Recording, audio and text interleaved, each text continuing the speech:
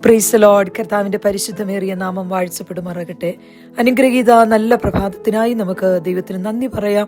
വളരെ നന്ദിയുള്ള ഹൃദയത്തോടെ ഈ പ്രഭാതത്തിൽ ദൈവവചന ചിന്തയ്ക്കായി വിശുദ്ധ മത്തായി എഴുതിയ സുവിശേഷം 21-ാമത്തെ അധ്യായം അതിന്റെ 28 മുതൽ 32 വരെയുള്ള വാക്യങ്ങളാണ് ചിന്താവിഷയമായി എടുത്തിരിക്കുന്നത്.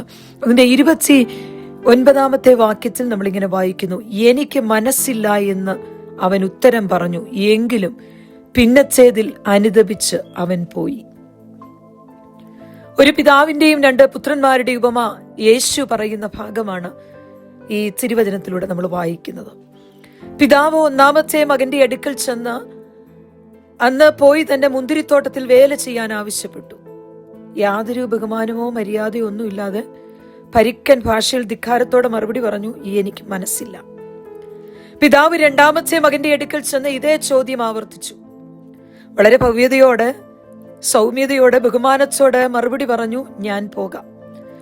1-ാമത്തെ മകൻ വളരെ പരുഷമായി താൻ പോകത്തില്ലെന്ന് അപ്പനോട് പറഞ്ഞെങ്കിലും പിന്നത്തേതിൽ അനുദപിച്ച് പോകുകയാണ്. നേരെ മറിച്ച് 2-ാമത്തെ മകൻ വളരെ ഭവ്യതയോടെ താൻ പോകാമെന്ന് പറഞ്ഞെങ്കിലും പോയില്ല. ഈ തിരുവചനം നമ്മൾ പഠിക്കുമ്പോൾ യേശു കർത്താവിന്റെ കാലത്തുള്ള ശാസ്ത്രിമാരും പരീശന്മാരും പുരോഹിതന്മാരും മൂപ്പന്മാരും ഒക്കെ ആത്മീയരെന്നും മതഭക്തരെന്നും പുറമെ അറിയപ്പെടുകയും ഭാവിക്കുകയും ചെയ്യുന്നവരോടാണ് യേശു കർത്താവ് ഇത് സംസാരിച്ചത്. യേശുവിനെ കൊടുക്കാൻ ഇങ്ങോട്ട് ചോദ്യങ്ങൾ ചോദിച്ചവരോട് യേശു തിരിച്ചു ചോദിച്ച രംഗമാണ് അതിന് മുമ്പിൽ നമ്മൾ കാണുന്നത്. ഇവിടെ അവർ രക്ഷപ്പെടാൻ ശ്രമിക്കുമ്പോൾ യേശു അവരെ കൊണ്ട് മറുപടി പറയിക്കാൻ തന്നെ ഉറച്ച് വേറൊരു ചോദ്യം ചോദിക്കുകയാണ്.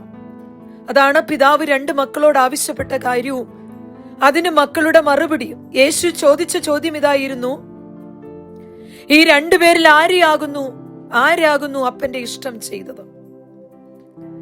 അവർ പറയുന്ന ഉത്തരം തങ്ങൾക്ക് തന്നെ എതിരാകുന്നതാണെന്ന് മനസ്സിലാക്കാതെ അവരുത്തരം പറഞ്ഞു, 1-ാമത്തവൻ. 1-ാമത്തെ മകനും 2-ാമത്തെ മകനും പ്രതിദാനം ചെയ്യുന്നത് ആരെയാണെന്ന് യേശു വ്യക്തമാക്കിയപ്പോഴാണ് ഇവർക്ക് മനസ്സിലായത് അവര് വടി കൊടുത്ത് അടി വാങ്ങുകയായിരുന്നു എന്ന്.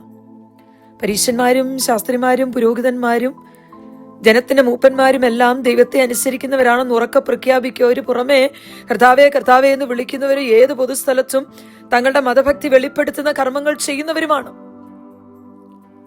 ദൈവഭക്തി പ്രദർശിപ്പിക്കേണ്ടത് എങ്ങനെയാണെന്ന് അവർക്കറിയാം. അപ്പനോട് സംസാരിക്കാൻ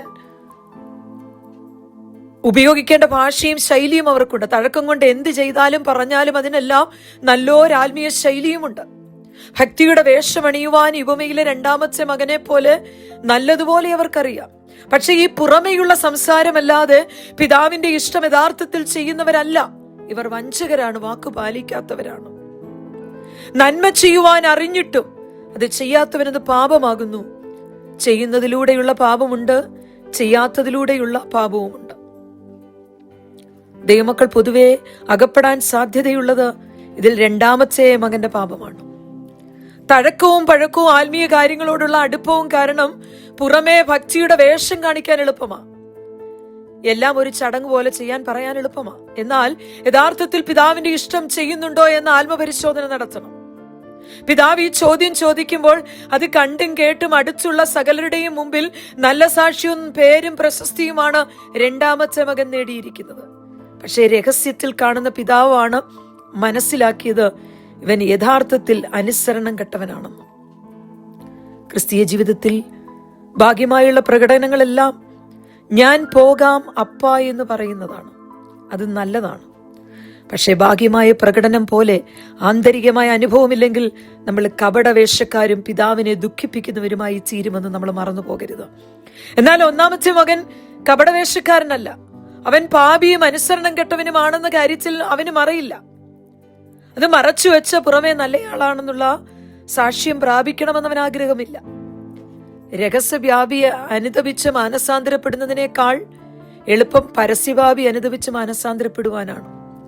എത്ര വലിയ പാപിയാണെങ്കിലും ദൈവത്തോട് മറുതലിച്ചവനാണെങ്കിലും അവൻ അനുദപിച്ച് പാപം ഏറ്റുപറയുമ്പോൾ ക്ഷമിക്കുന്ന ദീർഘമായ ഒരു സ്നേഹത്തിന്റെ ഉടമസ്ഥനാണ് ആ ദൈവത്തിന്റെ സ്നേഹമെന്ന് പറയുന്നത്. അതാണ്.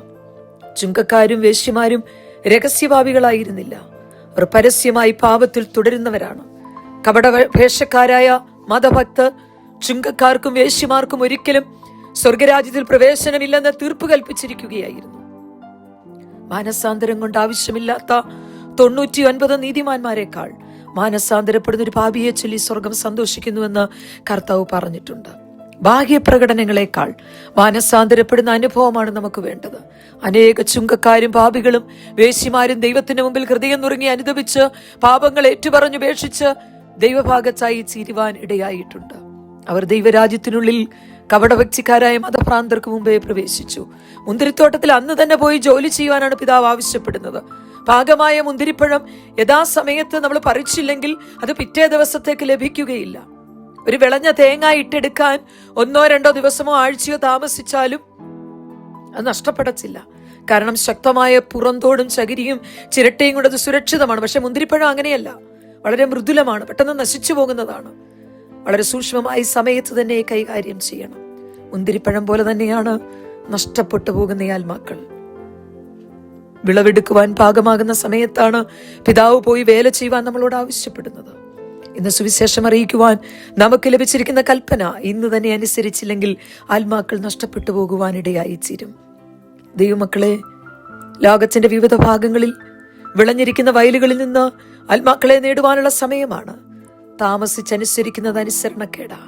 ആത്മീയ വിഷയമായി നമ്മൾ ചെയ്യേണ്ട കാര്യങ്ങൾ പ്രാർത്ഥനയാകട്ടെ, വചനധ്യാനമാകട്ടെ, പഠനമാകട്ടെ, കർത്താവിന്റെ വേലയ്ക്ക് വേണ്ടി കൊടുക്കുന്നതാകട്ടെ, സുവിശേഷീകരണം, ഇതെല്ലാം ഇന്ന് തന്നെ ചെയ്യുവാൻ പിതാവ് നമ്മളോട് ആവശ്യപ്പെട്ടിട്ടുണ്ടെങ്കിൽ ദൈവം ഇതിലെ ഇന്ന് വേണ്ട നാളെ മതി എന്ന് പറയുന്നത് പൈശാചിക തന്ത്രമാണ്.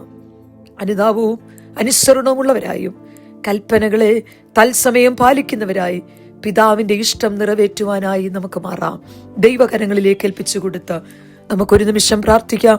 കർത്താവേ, ദൈവത്തിന്റെ ഇഷ്ടം ചെയ്യുന്ന മകളാക്കി മകനാക്കി എന്നെ തീർക്കണമേ. തിരുവചനത്തിലൂടെ കേട്ടതുപോലെ ആ ഇഷ്ടം ചെയ്ത് ജീവിപ്പാൻ എന്നെ സഹായിക്കണമേ.